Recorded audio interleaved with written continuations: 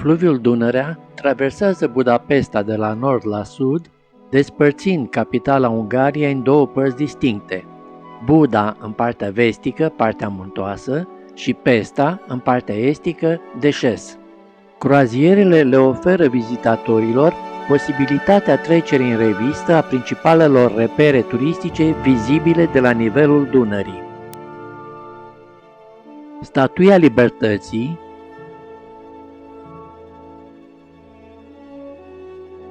și monumentul Sfântului Gellert,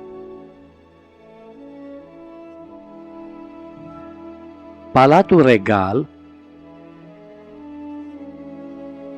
și Biserica Matei în partea Buda și spectaculoasa clădire a Parlamentului Ungar în partea Pesta.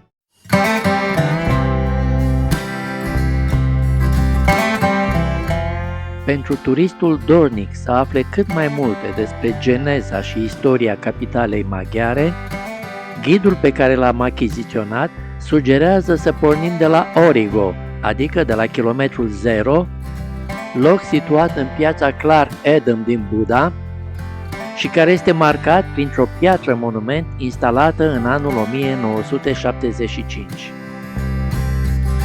Conform ghidului amintit, maghiarii sosiți din Asia în urmă cu 1100 de ani au întemeiat orașele Obuda și Pesta pe teritoriile romane cucerite. În imediată apropiere a punctului 0, pe peretele cetății, am descoperit și emblema istorică a Ungariei împreună cu coroana sacră, simbolul cel mai vechi și mai important al statului maghiar. Legenda spune că aceasta i-a fost oferită Sfântului Ștefan al Ungariei de către însuși Papa Silvestru al II-lea, în semn de recunoaștere a apartenenței regatului maghiar lumii creștine. Accesul spre Palatul Regal este facilitat încă din ultima parte a secolului al XIX-lea de funicular. Având în vedere că principalul obiectiv al turiștilor este să viziteze cât mai mult și făcând economie de efort, este utilizat intens de aceștia atât pentru pitorescul călătoriei, cât și pentru panorama ce li se oferă la coborâre mai ales.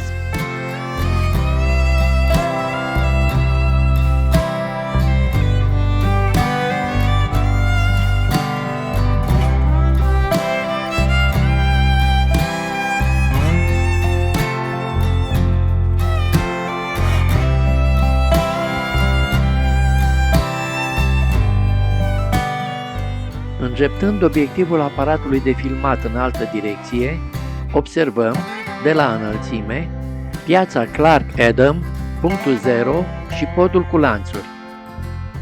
La vremea inaugurării, podul cu lanțuri a fost unul din cele mai lungi din lume, 385 de metri, și avea rolul de a stabili legătura dintre cele două orașe gemene, Buda și Pesta. Coordonatorul lucrărilor de construcție a podului cu lanțuri și a funicularului a fost scoțianul Adam Clark, inginer stabilit definitiv în Ungaria în anul 1839.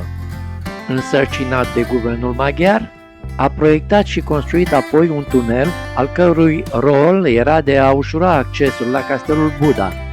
Acesta a fost dat în folosință în aprilie 1857.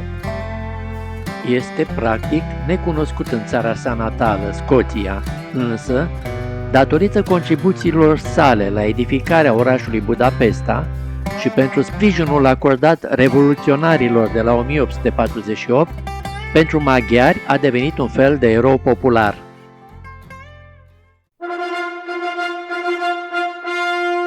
Funicularul ne-a lăsat în piața Sfântul Gheorghe și, de la început, atenția ne-a fost captată de gărzile ce patrulau prin fața Palatului Sándor, actualmente sediul președinției maghiare. Din acest unghi remarcăm turul, animal totem maghiar, veghind intrarea în curtea palatului.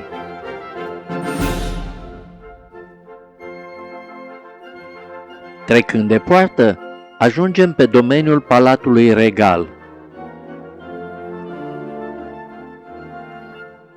Până să cercetăm arhitectura exterioară a palatului, de departe am remarcat statuia ecvestră a prințului Eugen de Savoia, unul din comandanții care au fost decisivi în eliberarea orașului Buda de sub dominația otomană.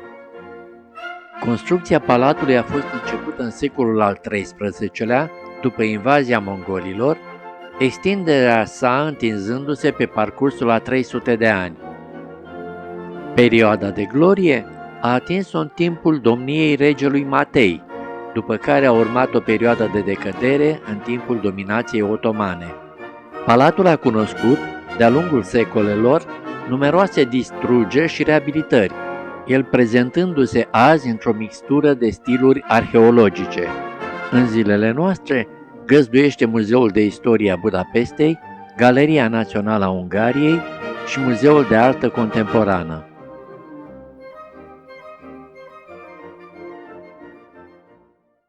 Dintre cele trei muzee, din motive de timp și de picioare obosite, am ales să vizităm doar Galeria Națională a Ungariei. Prima sală vizitată, una a artei maghiare, impresionează prin câteva picturi de mari dimensiuni și prin patriotismul reflectat în operele maestrilor.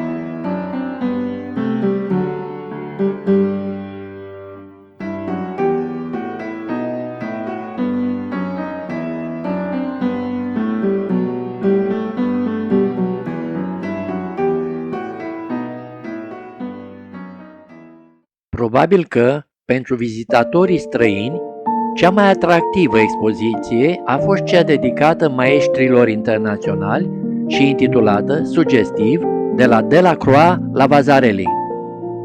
Curios lucru, nu mi-amintesc să fi văzut vreo lucrare a celor doi maestri care dau tema acestei expoziții. Posibil ca, la viteza cu care suntem obișnuiți să trecem prin expoziții, să fi ratat repere esențiale. Un vizitator admirând arcul lui Titus de la Roma.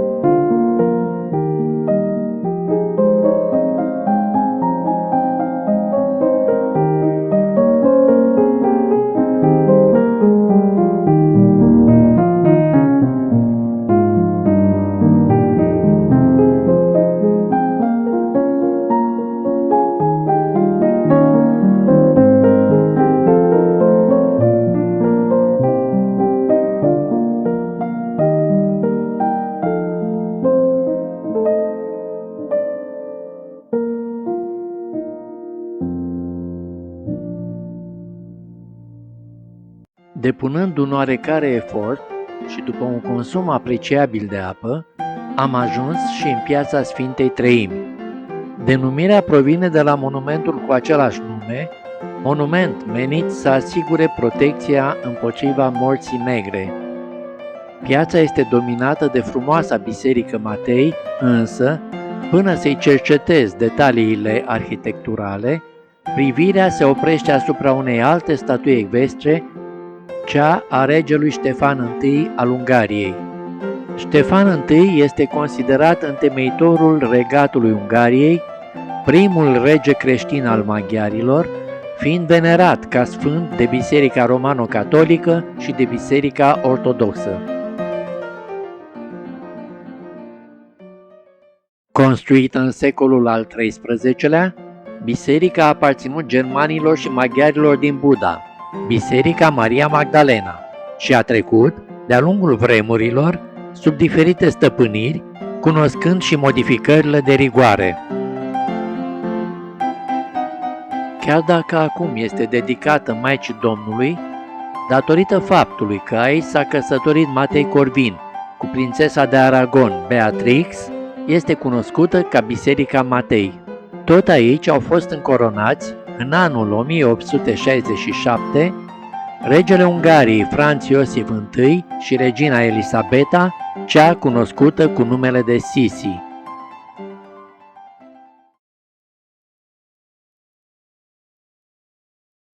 Suntem impresionați, încă de la intrarea în biserică, de măreția și frumusețea arhitecturii în general, de frescele, statuile și vitraliile încântătoare în special.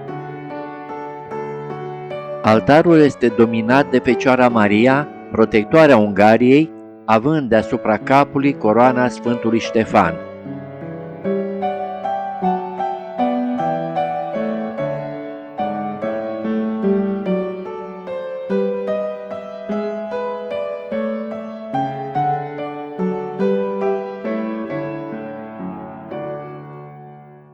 Replici ale bijuteriilor coroanei, realizate în anul 1966 de către sculptorul Lajos Barta.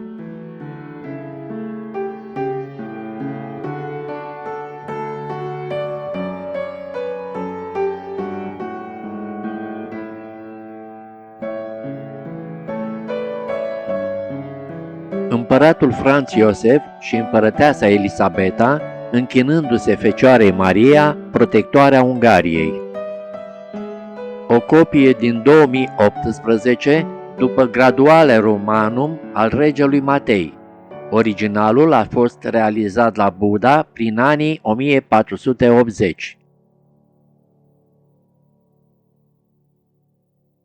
În fine, la ieșirea din Biserica Matei, putem să ne îndreptăm pașii și atenția spre bastionul pescarilor. Aceasta este, de fapt, o terasă construită în apropierea locașului religios între anii 1895 și 1902, după planurile lui Frigyes Schulek. Cele 7 turnuri simbolizează cele 7 triburi ce s-au instalat în Câmpia Panonică în anul 896. Breasla pescarilor, fiind cea însărcinată cu apărarea acestei porțiuni a orașului în Evul Mediu, în memoria lor i-a fost atribuit bastionului numele de Bastionul Pescarilor.